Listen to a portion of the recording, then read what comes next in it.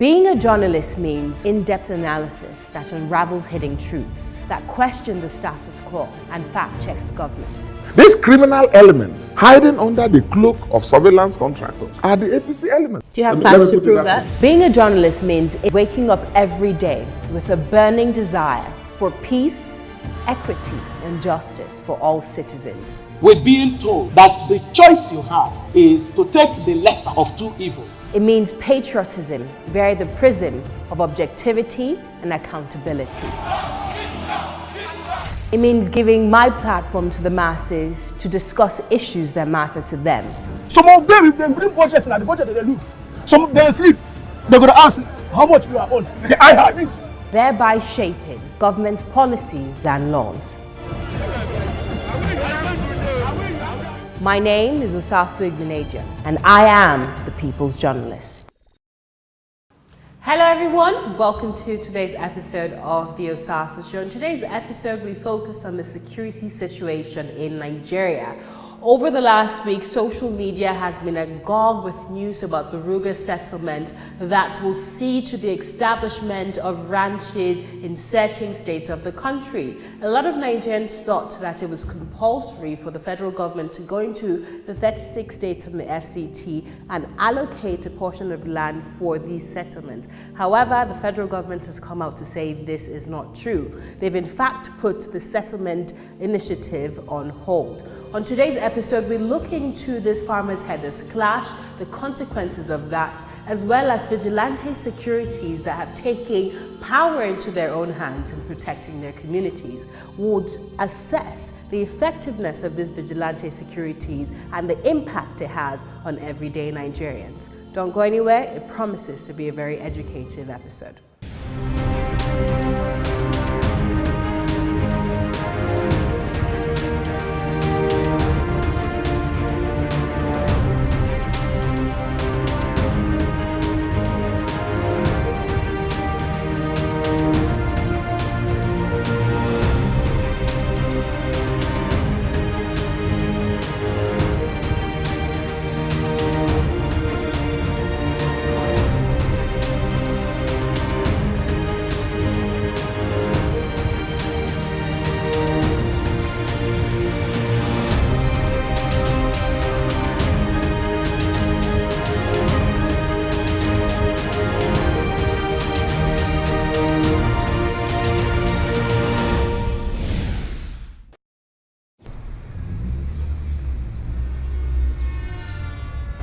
In the past decade, there has been a glaring increase of insecurity in Nigeria caused by kidnapping, herders-farmers clash, religious and tribal conflict, and many more.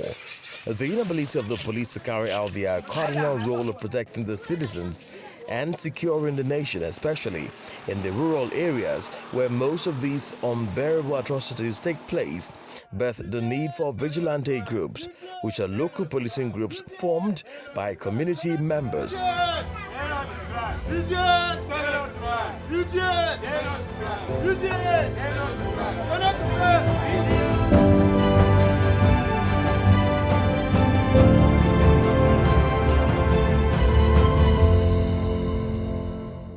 Speaking with our crew, the Federal Capital Territory Commandant, Vigilante Group of Nigeria, Maxwell E. Adebayo, talks about the history of vigilante groups and their vital role in curbing herders-farmers clash engulfing the Middle Belt region.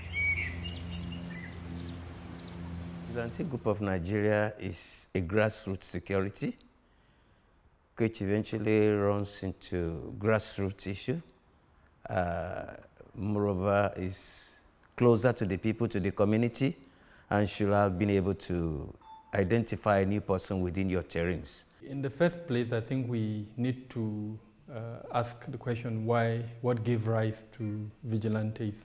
It's clear that it's the inability of the Nigerian security agencies to provide quote and unquote absolute security, and when people now felt they needed to do something else to support the security arrangement, and that is how vigilantes started coming up. What brought about was the fact that our population is growing so much, and it's generally seen that we don't have enough policemen on the ground to police this growing population, and with no enough policemen, crime rate to tend to increase. It started as a self-help thing for communities, rise in crime rates, burglaries, stealing, as much as kidnapping. So communities decided to seek self-help. I think that is how this vigilante team was born. Just like any institution, vigilante groups have structures that have been established to guide and direct their recruitment, composition, operations, disciplinary measures, and leadership.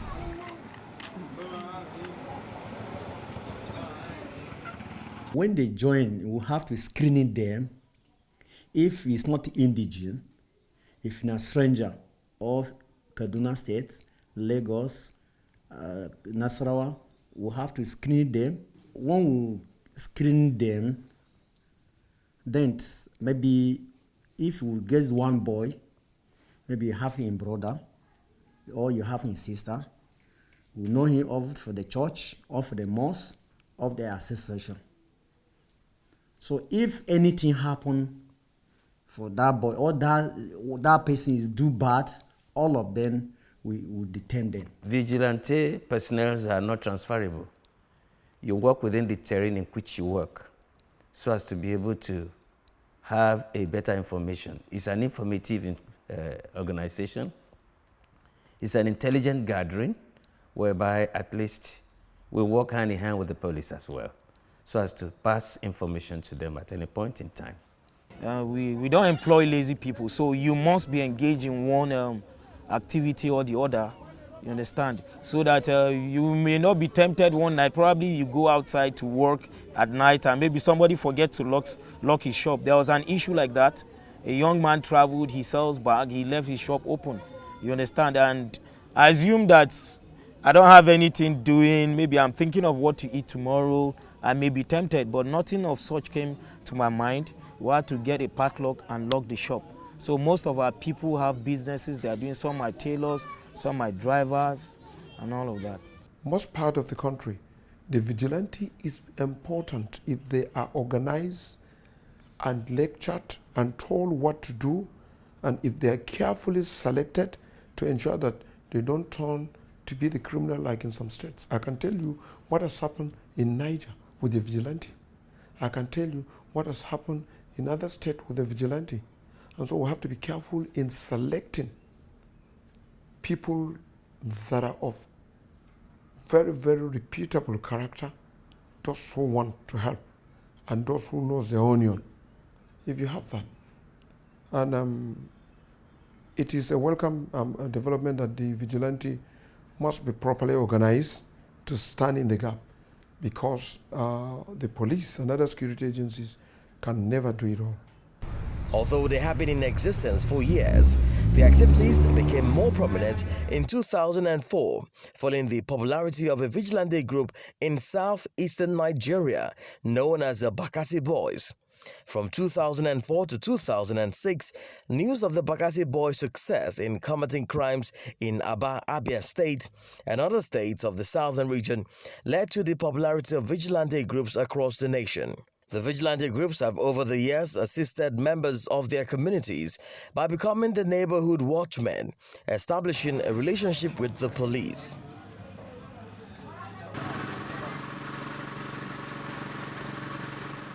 Vigilantes are just citizens, mostly men, that come together and volunteer their services to their community. We encourage our personnel to develop functional and symbiotic working relationships with vigilante group. And in some cases, or rather in most cases, we find them quite useful because they're on ground, because they are from the community, they've been able to partner with us in tackling crimes. And we believe that this is in line with the concept and the spirit of community policing. The role of the vigilante in securing our local communities are very, very clear. They're supposed to be a ready group of people that have been conscientized in that community to stand in the gap where the Nigerian police and other security agencies wouldn't reach or wouldn't be able to know. In some aspect, the police and other security agencies at the local level collaborate there and then with the vigilante who has the knowledge of the place and the ideas as who are those responsible for certain crime at one particular place or the other. They only have power to probably detect and then take that information to the police that will now come and either arrest or prosecute the person as the case may be. So there is a lot of role that the police can use the vigilante to support in terms of its policing functions, but we are not seeing that at the moment. When we arrest, you don't beat anybody. And when arrest, you refer it straight to the police station. You hand over to police. But in our own regards, we do something. We try to make our own investigation. And while you are giving them the criminals, or I would say the suspect, to police, you have to make a follow-up. Otherwise, you find that what that person is arrested for will be capsided and you will not get the truth of it. So when we arrest as a vigilante, we hand over to the police, and we are more related. Very related, because we work hand in hand. Most of the times, right now as I'm sitting here, they will be expecting me coming, because we'll do joint patrols to achieve our aims and objectives. Oftentimes, maybe when they make arrest, when they apprehend any lawbreaker, usually they hand over to the police. I think it's a self-help initiative that is commendable.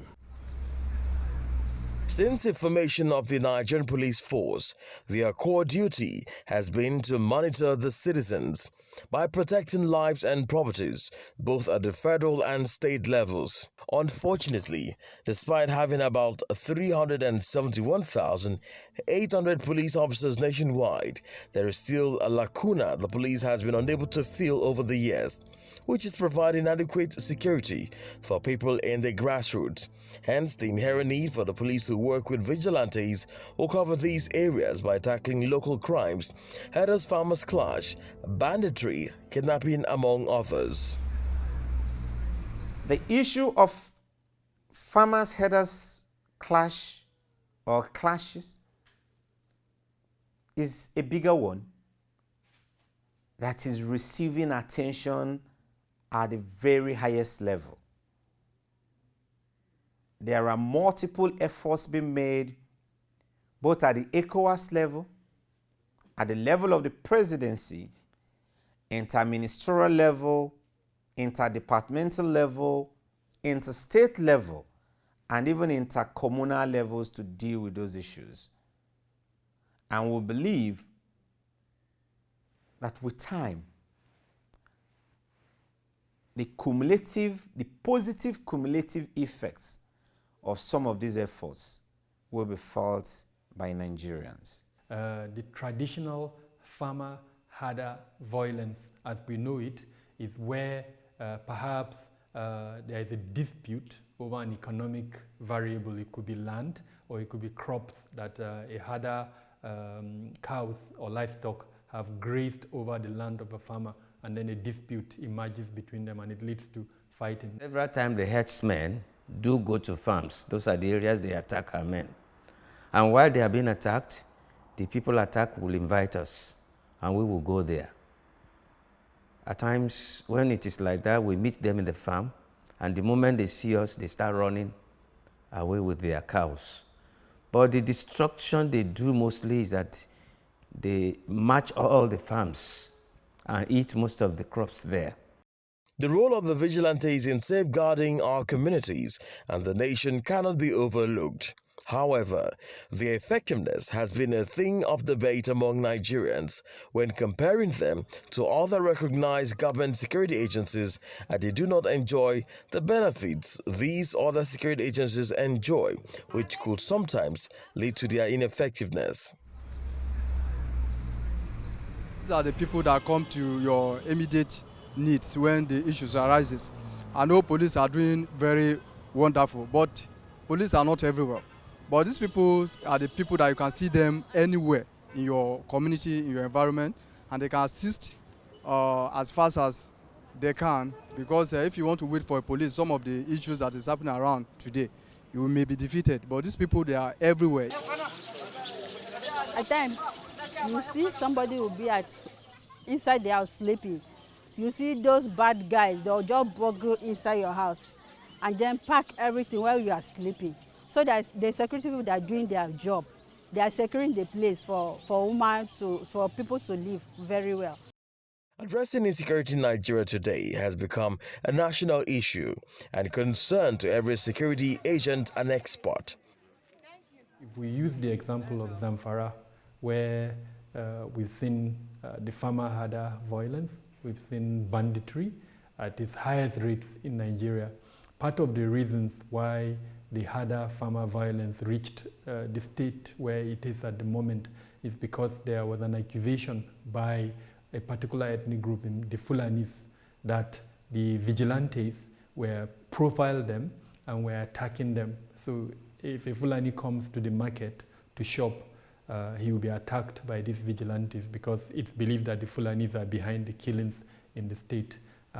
So that gave rise to a new challenge where the Fulanis now started arming themselves to protect themselves against the vigilante. Perhaps if the vigilantes have been trained at the beginning to know that they don't have power to prosecute, they only have power to probably detect and then take that information to the police that will now come and either arrest or prosecute the person as the case may be. Now, from a professional point of view, in terms of what studies in criminology have recommended, the police needed to have come in to train these vigilantes so that the vigilantes will understand where their power starts and where it ends. Vigilante groups have been formed in many communities and their numbers are in the increase daily due to their success in rural security. Even though these group of people are hailed by many for their selfless service to the nation, others beg to differ as there have been accusations leveled against them regarding human rights violation of citizens. We've seen members of the vigilante do excellent job. We've also seen some cases where the vigilantes became laws unto themselves and became part and parcel of the very problem they are expected or they were expected to tackle. Was the other way around, they're taking things too far. Like now you have problem with them, they will not even hesitate to maybe shut you down or do something that is very dangerous to you. When I was in school, they shot somebody mistakenly. They don't have the right license. Do you understand? Because, should I say, they misuse their license. So that's why I don't like them. They just go about harassing people and others. So I don't think they should support them. I don't think the government should support the vigilantes. And actually, I don't know of any law that permits them to use guns. So anybody that is not permitted to use guns should not use guns, so that they won't use it the wrong way. About complaints of human rights violation by these vigilante people or operatives, as I'll put it. Of course, it's expected. One, I don't think the vigilante thing is really properly structured yet. One, and then the operatives probably are not very well educated yet, and then so there could be instances of excesses. Even in the police, in the military, sometimes we hear of cases of violations. You know, yeah, it's expected until it is now properly structured, fine-tuned, and I think there will be less of that. Vigilantes over the years have been faced with a lot of challenges in carrying out their communal duties of securing our nation and its people. Among these challenges is the passage of a bill before the Senate, which could ensure better funding of the vigilante groups for better productivity in carrying out their duties as a recognized security agency with full benefits like all other security agencies in Nigeria. Vigilantes were not funded. We are only funded by good Samaritans, those who actually know what we are doing, who has passion for security. We always meet with them. Our fundings come directly from them. But if really we have people who actually wanted us, we would have been. But the people within the community, most of them are funding us, through which we guide the areas. And this is an individual issue. So this is just the area. We are not really funded. Federal government is not funding us. As for this, it's not enough for us. But due to the law, they say we should not be holding anything rifle. But which on my own, I don't think that is enough. Why? Because this one, you can't use this. You can't use this to apprehend a criminal that's holding AK-47. Maybe before you go to him, you have already been a dead man. We need a lot of support. Most especially, mobility is a challenge. Mobility is a challenge. And sometimes we are being intimidated even by the police. We are not being paid. As you can see my eyes are red. That shows you that I haven't slept. I need sleep, I need to rest.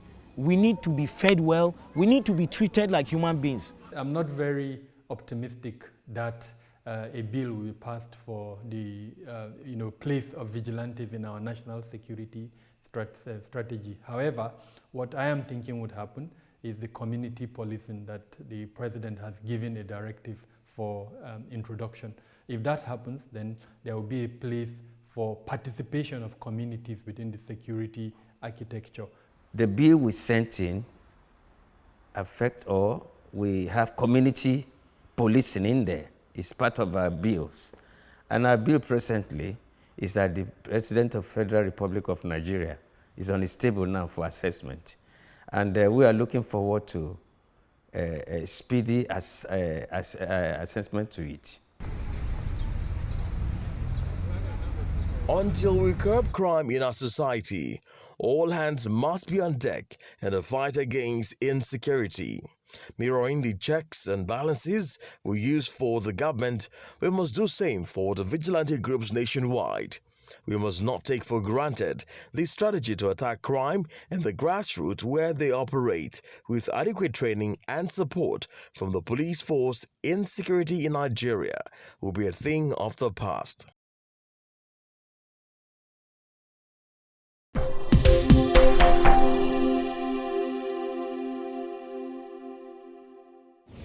The TOS TV Network mobile app is now available. You can now catch up on our breaking news, stream our programs live, watch out for the latest update on sports and politics as they unfold. You can also get notifications for our upcoming programs and events. All these on our TOS TV Network mobile app, available on Apple Store and Google Play Store. TOS TV News from Africa by Africans.